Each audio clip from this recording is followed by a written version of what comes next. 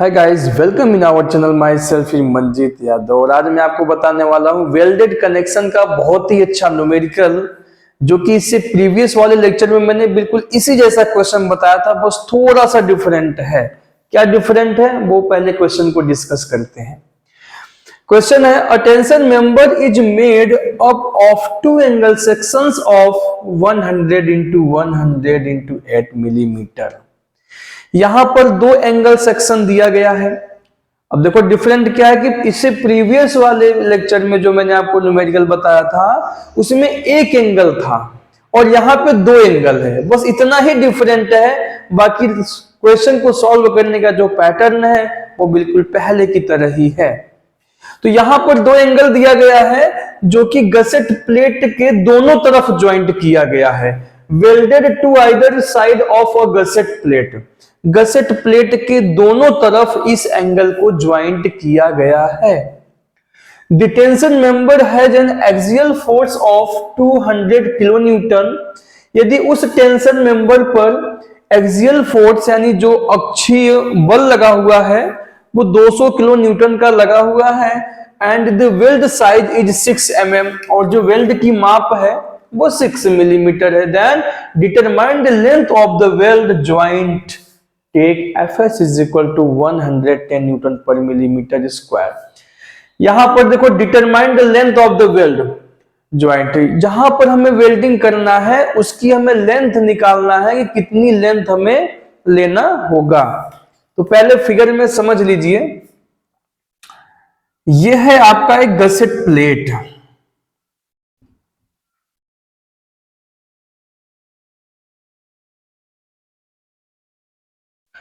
और इस gusset plate के दोनों तरफ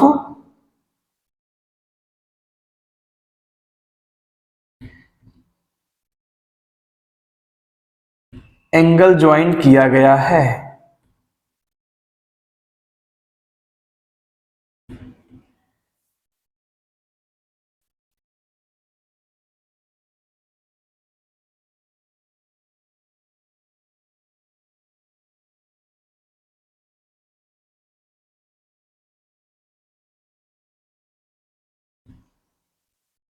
ठीक है, यहां पर जो है दोनों तरफ एंगल ज्वाइंट कर दिया गया है।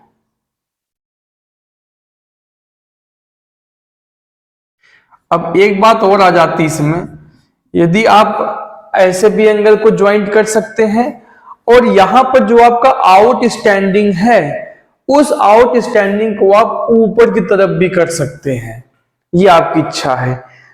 आउट स्टैंडिंग ये जो निकला हुआ है आप इसको ऊपर भी कर सकते हैं और इसको आप नीचे भी कर सकते हैं, वो आपकी इच्छा है।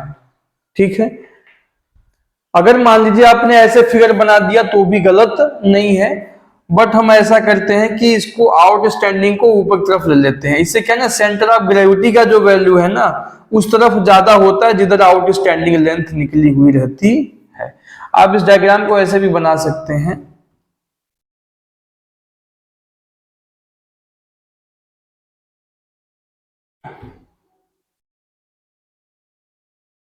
इस तरीके से।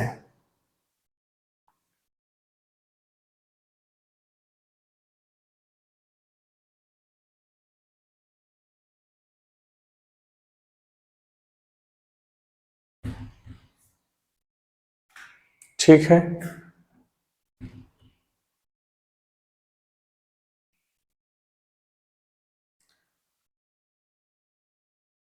तो ये एंगल हो गया आपका।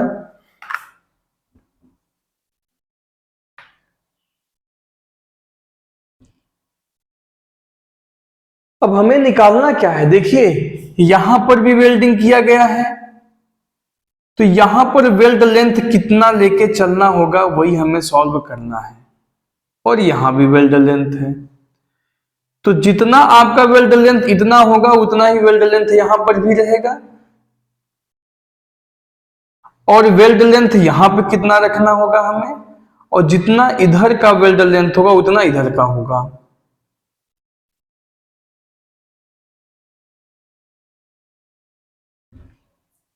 ठीक है, यदि इसको हम साइड व्यू से देखें तो कैसे दिखेगा,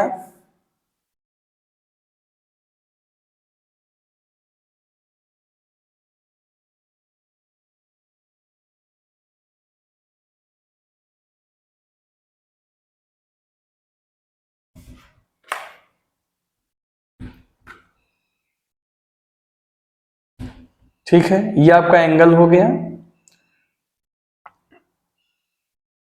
और ये है आपका गसेट प्लेट।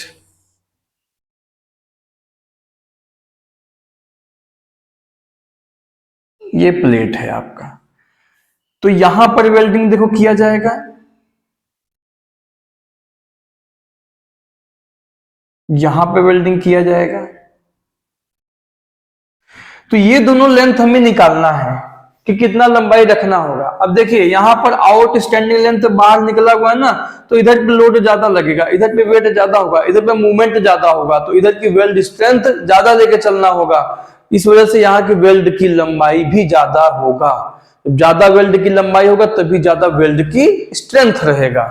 तो मान लीजिए कि यहाँ के वेल्ड की जो इफेक्टिव लेंथ L1 है और यहाँ की L2। या आप कह सकते हैं कि यहां पर जो है F1 स्ट्रेंथ है, यहां पर F1 स्ट्रेंथ है, यहां पर F2 है, यहां पर F2 है। ये वेल्ड स्ट्रेंथ मान लीजिए। इसका अब देखो क्वेश्चन को लगाने का तरीका क्या है मैं आपको बता दूं। सबसे पहली बात तो ये है कि ये F1 plus F1 plus F2 plus F2, ये चारों जो वेल्ड स्ट्रेंथ है ये मिल करके ये जो टोटल एक्सियल फोर्स लगा हुआ है आपका 200 किलो न्यूटन का, उसको बियर करते हैं ये लोग। तो हम क्या क्या कह सकते हैं, हम कह सकते हैं कि F1 प्लस F2, 2 का मल्टीप्लाई कर देते हैं यहीं पर, ठीक है, तो सब आ जाएगा is equal to 200 kilo newton into 10 की पावर 3 कर दीजिए, न्यूटन में आ गया। ये कह सकते हैं कि नहीं, F1 plus F1 plus F2 plus F2, या ऐसे कह लीजिए F1 प्लस F2, 2 का मल्टीप्लाई कर दिए तो दोनों एंगल का आ गया, is equal to 200 kilo newton, इसको न्यूटन में चेंज कर लिया। यानी कि ये जो दोनों F1 F2 है ये मिल करके कितने लोड को बियर करते हैं, 200 किलो न्यूटन को। तो यहां से हमें एक इक्वेशन मिल जाएगा कि F1 plus F2 is equal to, इसको कैंसिल करेंगे तो ये हो जाएगा 100 इंटू 10 की power 3 newton. Equation number first मिल गया यहां से आपको, इक्वेशन नंबर फर्स्ट आपको यहां से मिल गया। अब इक्वेशन सेकंड के लिए हम क्या काम करेंगे, इसका जो सेंटर ऑफ ग्रेविटी है वो लाइन ड्रॉ कर लेंगे हम, सेंटर ऑफ ग्रेविटी, और इस वैल्यू को बोलते हैं CXX, और जिसका वैल्यू हम कहां से लेंगे, स्टील टेबल से लेंगे। स्टील टेबल में आप जाएंगे 100 इंटू 100 इंटू 8 mm के साइज ऑफ एंगल में जाएंगे और वहां से CXX की वैल्यू लेंगे तो शायद 27.6 मिलीमीटर आपको वहां पे देखने को मिलेगा, 27.6 mm। ये हमें स्टील टेबल से मिल गया, ये हमें स्टील टेबल से 27.6 मिल गया। अब देखिए जो एंगल की साइज है 100 इंटू 100 है, 100 का मतलब क्या है कि ये वाला लेंथ आपका 100 mm है, थिकनेस 8 mm है, और ये जो हाइट है ये भी कितना है, 100 mm है। यानी यहां ऊपर से लेकर नीचे तक ये कितना है, ये 100 mm है। ऐसा क्वेश्चन में दे रखा है। तो ये 100 में से 27.6 माइनस करेंगे तो ये लेंथ आ जाएगा हमें, यहां से ये वाली लंबाई, ये कितना हो जाएगा देखिए, 100 माइनस 27.6, 72.4 mm आ जाएगा आपका ये, ठीक है। तो हम क्या काम करेंगे, मूवमेंट लेंगे इस सेंटर ऑफ ग्रेविटी पर, इस सेंटर ऑफ ग्रेविटी पे हम क्या करेंगे, मूवमेंट लेंगे। हम किसी एक एंगल की बात करेंगे, अब किसी एक एंगल को लेकर सॉल्व करेंगे, यानी F1 और F2 लेके, बाकी उसी हिसाब से दो एंगल है तो यहां हम दो का तो ऑलरेडी कर ही दिए हैं। तो क्या हो जाएगा आपका देखिए, F1 into 27.6, F1 into 27.6 is equal to F2 into 72.4, F2 into 27.4, यानी कि फोर्स इंटू परपेंडिकुलर डिस्टेंस होता है। तो यहां का फोर्स कितना है आपका F1 इंटू परपेंडिकुलर डिस्टेंस कितना है 27.6 is equal to F2 into 72.4। अब हमें सिर्फ सॉल्व करना है क्वेश्चन को, ज्यादा हमें कुछ नहीं करना। जो सबसे मेन पॉइंट था वो क्या था आपका, मेन लाइन आपका था ये F1 प्लस F2 बराबर जो दिया गया है, दो एंगल है, दो का मल्टीप्लाई। और दूसरी सबसे इंपॉर्टेंट बात ये थी कि CXX का वैल्यू हमने स्टील टेबल से देख के ले लिया। उसके बाद इस 100 में से, क्योंकि एंगल का साइज 100 mm है, हाइट 100 mm पूरा है, तो 100 में से 27.6 माइनस कर देंगे तो ये वैल्यू निकल के आ जाएगी। जब ये दोनों वैल्यू पता चल गया तो मूवमेंट ले लेंगे, F1 इंटू ये distance is equal to F2 into ये डिस्टेंस। ठीक है, अब हमें सिर्फ और सिर्फ कैलकुलेशन करना है, कुछ नहीं करना, फिगर की कोई यूज नहीं है। अब हम जब F1 F2 निकाल लेंगे तो L1 L2 बहुत इजी निकल जाएगा। ठीक है, तो सॉल्व कीजिए यहां से F1 या F2 का मान किसी एक का वैल्यू आप निकाल लेंगे। 27.4 divide by 27.6 into F2, F1 is equal to यहां से मिल गया क्या 27.6 डिवाइड बाई, सॉरी ये 27, ये आपका 72.4 है, 72 ये उल्टा लिख गया 72.4,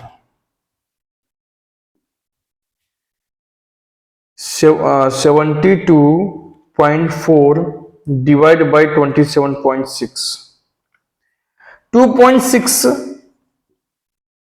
टू F2 आ गया।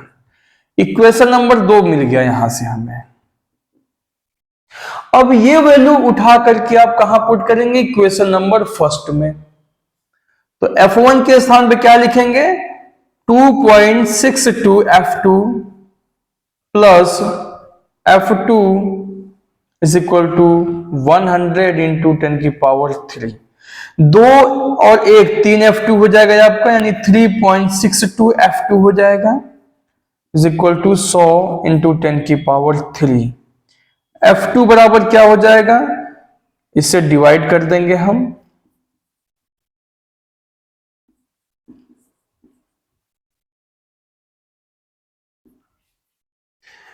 तो ये हो जाएगा 100 10 इंटू 10 की पावर 3 2 5 डिवाइड बाई 3.62,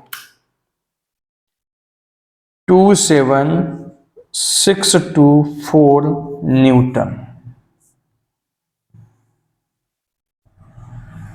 ठीक है, हमें ये पता चल गया कि यहां की जो वेल्ड स्ट्रेंथ चाहिए यानी F2 का वैल्यू वो इतना चाहिए।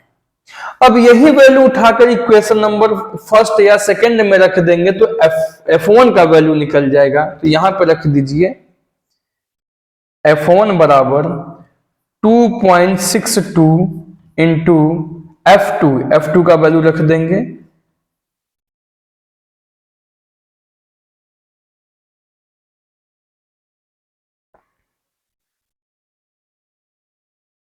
2.62 इंटू 27624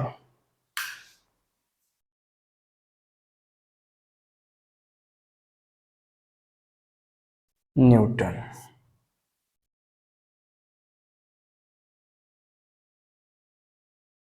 ठीक है, F1 और F2 का वैल्यू हमें पता चल गया, यानी कि हमें वेल्ड की जो स्ट्रेंथ है, वेल्ड की स्ट्रेंथ हमें दोनों स्थान का मिल गया। जब वेल्ड स्ट्रेंथ मालूम है तो हम लेंथ निकाल सकते हैं कि इतना वेल्ड स्ट्रेंथ पाने के लिए हमें वेल्ड की लंबाई कितनी रखनी होगी, वो हम बहुत इजीली निकाल सकते हैं क्योंकि इसके लिए आपको फॉर्मूला पता है।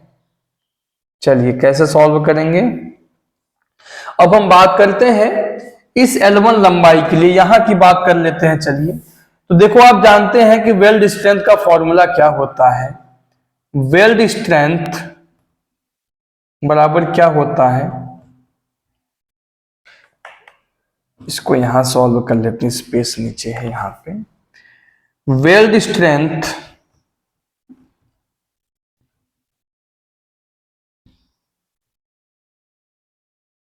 बराबर effective length into throat thickness T बराबर के इंटू एस होता है इंटू एफ एस, ये होता है फॉर्मूला। ठीक है, बट जब हम वेल्ड स्ट्रेंथ में F1 ले लेते हैं तो यहां पे लंबाई L1 हो जाएगा into K into S into F S. तो L1 बराबर क्या हो जाएगा, F1 अपान में K into S into F S. L1 is equal to F1 का वैल्यू रखेंगे 72374 डिवाइड बाई के का वैल्यू 0.707 इंटू एस का वैल्यू क्वेश्चन में दिया गया 6 mm। देखिए यहां पे दिया गया है the weld size is 6 millimetre, 6 mm into F S का वैल्यू 110 दिया गया है। ये हो जाएगा आपका 72374 divide by 0.707 into 6 into 110, 155 mm लंबाई आ गया इसका। L1 का वैल्यू कितना आ गया 155, यानी यहां पर हमें 155 mm लेंथ की हमें वेल्डिंग करनी होगी। इसी प्रकार हम L2 निकाल लेंगे, तो L2 के लिए भी यही फॉर्मूला आप यूज करेंगे। क्या हो जाएगा, वेल्ड स्ट्रेंथ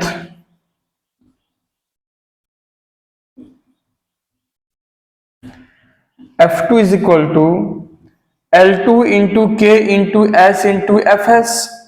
तो L2 बराबर क्या हो जाएगा, F2 अपान में K into S into F S, और F2 का वैल्यू कितना है आपका 27624 अपान में 0.707 into 6 mm into F S का वैल्यू 110।